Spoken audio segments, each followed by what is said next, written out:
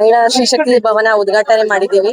So ನಮ್ಗೇನಂದ್ರೆ ಒಂದ್ ಖುಷಿ ಅಂದ್ರೆ ಎಲ್ಲಾರು ಅಷ್ಟೇ ಮಹಿಳೆಯರಿಗೆ ತುಂಬಾ ಒಳ್ಳೆ ರೀತಿಯಲ್ಲಿ ಸಪೋರ್ಟ್ ಕೊಡ್ತಾರೆ. ಅದೇ ನಮ್ಗೊಂದು ಬೆಂಬಲ, ಖುಷಿ.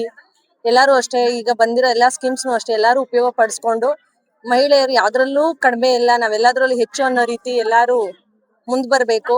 ಯಾರು ಅಷ್ಟೇ ಯಾರ ಕೈ ಕೆಳಗಡೆನೂ ಇರಬಾರ್ದು ಅಂತ ಹೇಳಿ ಸರ್ಕಾರ ಎಲ್ಲಾರ್ಗು ಅಷ್ಟೇನೆ ನಾವೇ ಸ್ವಂತವಾಗಿ ಕೆಲಸಗಳನ್ನ ತೊಡಸ್ಕೋಬೇಕು ಅಂತ ಹೇಳಿ ಸರ್ಕಾರದಿಂದ ತುಂಬಾ ಯೋಜನೆಗಳಿದಾವೆ. ಸೊ ಹಂಗಾಗಿ ಎಲ್ಲಾ ಮಹಿಳೆಯರು ಅಷ್ಟೇನೆ ಈ ತರ ಪ್ರತಿಯೊಬ್ರು ಅಷ್ಟೇ ಮನೆಯಲ್ಲಿ ಹಪ್ಳ ಆಗಿರ್ಬೋದು, ಉಪ್ಪಿನಕಾಯಿ ಆಗಿರ್ಬೋದು, ಏನೇ ಒಂದು ಅವರು ಸ್ವಂತವಾಗಿ ಕೆಲಸ ಮಾಡೋದಕ್ಕೆ ಸರ್ಕಾರದಿಂದ ಬಿಡುಗಡೆ ಆಗುವಂತ ಹಣದಲ್ಲಿ ಎಲ್ಲಾರು ಅಷ್ಟೇ ಚೆನ್ನಾಗಿ ಮುಂದೆ ಬರ್ಬೋದು ಅನ್ನೋದು ಸರ್ಕಾರದ ಉದ್ದೇಶ. ಮುಂದೆ ಬರ್ಬೇಕು ಹೆಣ್ಮಕ್ಳು ಅಂತ ಹೇಳಿ, ಹಂಗಾಗಿ ಎಲ್ರು ಅಷ್ಟೇ ಉಪಯೋಗಿಸ್ಕೋಬೇಕು. ಸರ್, ಕಟ್ಟಡ ಕಟ್ಟಿರೋ ಉದ್ದೇಶ ಏನಂತ ಅಂದ್ರೆ ಈಗ ಎಲ್ಲಾರು ಅಲ್ಲಿ ಇಲ್ಲಿ ಮನೆಗಳ ಮುಂದೆ ಸಂಘಗಳು ಮಾಡ್ಕೋತಾರೆ ಸರ್. ಸೊ ಅವರೆಲ್ಲ ಬಂದು ಇಲ್ಲೇ ಸಂಘಗಳು ಮಾಡ್ಕೊಳ್ಳೋದಾಗ್ಲಿ, ಮತ್ತೆ ಮಹಿಳೆಯರಿಗೆ ಯಾವುದೇ ಅಂತ ಭವನ ಇಲ್ಲ. ಸೊ ಏನಾದ್ರು ಸಣ್ಣ ಪುಟ್ಟ ಕಾರ್ಯಕ್ರಮಗಳು ಮಾಡ್ಕೊಳ್ಳೋದಕ್ಕೋಸ್ಕರ ಸರ್ ಭವನ ನಿರ್ಮಾಣ ಮಾಡಿರೋದು. ಪಂಚಾಯತಿ ಕಡೆಯಿಂದ ಪಂಚಾಯತಿ ಎಲ್ಲಾರು ಸಹಕಾರ ಕೊಟ್ಟಿದ್ದಾರೆ ಸರ್. PDO ಆಗಿರ್ಬೋದು, ಸೆಕ್ರೆಟರಿ ಆಗಿರ್ಬೋದು, ಪ್ರತಿಯೊಬ್ರು ಸಹಕಾರ ಕೊಟ್ಟಿದ್ದಾರೆ ಸರ್.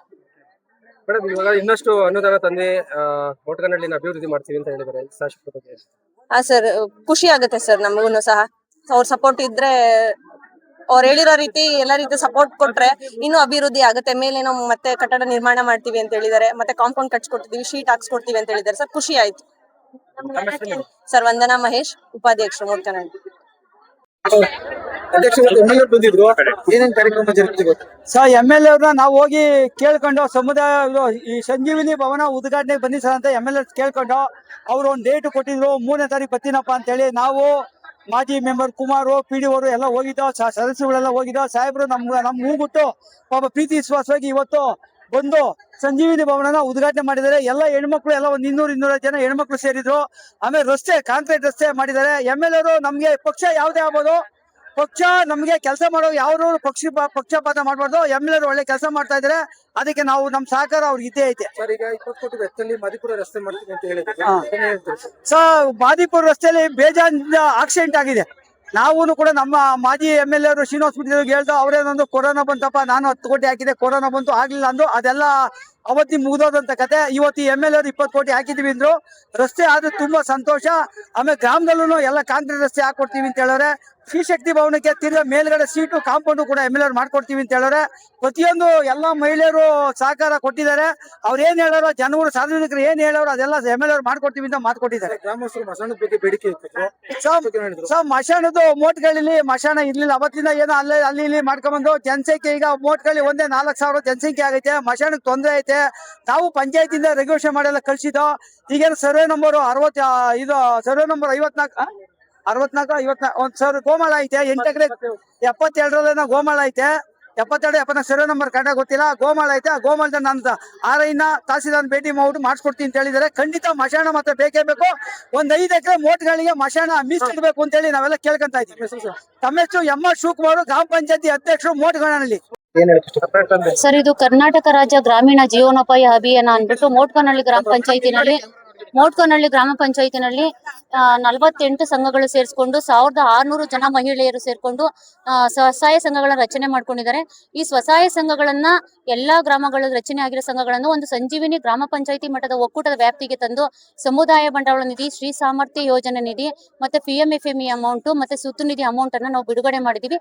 ಸ್ವಸಹಾಯ ಸಂಘದ ಮಹಿಳೆಯರ ಸಾಮರ್ಥ್ಯ ಬಲವರ್ಧನೆಯನ್ನು ಅಭಿವೃದ್ಧಿಪಡಿಸೋದು ನಮ್ಮ ಸಂಜೀವಿನಿಯ ಉದ್ದೇಶ ಆಗಿರೋದ್ರಿಂದ ಸ್ವಸಹಾಯ ಸಂಘದ ಮಹಿಳೆಯರು ಆರ್ಥಿಕವಾಗಿ ಒಂದು ಚಟುವಟಿಕೆಯನ್ನ ಮಾಡಿಕೊಂಡು ಕುಟುಂಬವನ್ನ ಅಭಿವೃದ್ಧಿ ಪಡಿಸ್ಕೊಳ್ಳೋದು ಮತ್ತು ಕುಟುಂಬದ ಅಭಿವೃದ್ಧಿ ಮೂಲಕ ಅವರ ಬಡತನದ ತೀವ್ರತೆಯನ್ನ ಕಡಿಮೆ ಮಾಡುವಂಥದ್ದು.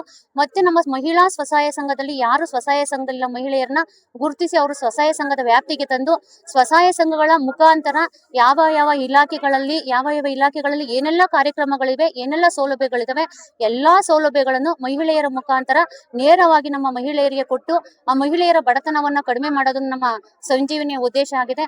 ಈಗ ಕೂಡ ಸಂಜೀವಿನಿಯ ಮಹಿಳಾ ಸ್ವಸಹಾಯ ಸಂಘದ ಮಹಿಳೆಯರು ಸೇರ್ಕೊಂಡು ಅವ್ರು 3 ತಿಂಗಳು ತರಬೇತಿಯನ್ನ ಪಡ್ಕೊಂಡು ಈ ಸಂಜೀವಿನಿ ಭವನ ಕಟ್ಟೋದು ಹೇಗೆ ಅನ್ನೋ ತಳಪಾಯದಿಂದ ಹಿಡಿದು ಕಟ್ಟಡ ಕಟ್ಟೋವರೆಗೂ ಅವರೇ ಮಹಿಳೆಯರೇ ಕಟ್ಟಿರುವಂತದ್ದು ಕಟ್ಟಡ ಇದು. ಸಂಜೀವಿನಿ ಭವನ ಇವತ್ತು ಉದ್ಘಾಟನೆ ನಮ್ಮ ಶಾಸಕರು ಮಾಡಿಕೊಟ್ಟಿದ್ದಾನೆ.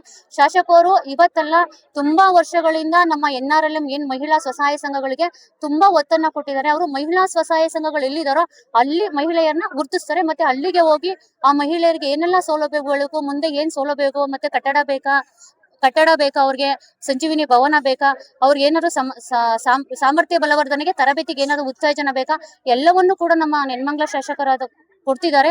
ಇನ್ ಮುಂದೆನೂ ಕೂಡ ನಮ್ಮ ಈಗ ಕಾಂಪೌಂಡ್ ಮಾಡಿಸ್ಕೊಡ್ತೀನಿ ಅಂತ ಹೇಳಿದ್ದಾರೆ, ಮತ್ತೆ ಇನ್ನೊಂದು ಬಿಲ್ಡಿಂಗ್ ಮಾಡ್ಕೊಡ್ತೀನಿ ಅಂತ ಹೇಳಿದ್ದಾರೆ ಮಹಿಳೆಯರಿಗೆ.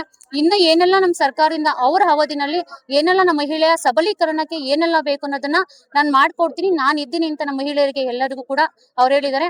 ಅವರ ಒಂದು ತುಂಬಾ ನಮ್ಮ ಹೆಣ್ಮಕ್ಳಿಗೆ ಅನುಕೂಲ ಆಗಿದೆ ಅಂತ ಎಲ್ಲ ನಾವು 1600 ಹೆಣ್ಮಕ್ಳು ಕೂಡ MLA ಅವರ ಒಂದು ಆಶೀರ್ವಾದ ನಮ್ಮ ಮೇಲೆ ಎಲ್ಲರೂ ಇರ್ಬೇಕು ಅಂತ ನಾವು ತಮ್ಮ ಹೆಸರು madam? Meenakshi, taluk panchayat Magadi cluster supervisor.